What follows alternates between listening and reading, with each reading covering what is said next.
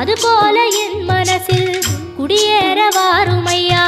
சம்ஹார நேரத்தில் சமுத்திரம் பின்வாங்கும் சந்தோஷ திருநாளில் நல்லருளை தாருமையா. முருகன் என்று முழங்குது என் மனசு, கடலை போல உன் கருணை பெருசு. உப்பு காத்து ஊத காத்து சுத்தும் கடலுக்கரைய பார்த்து சத்தியமா கோயில் கொண்ட சுப்பையா. எங்க குப்பத்துக்கு குலவிளக்கு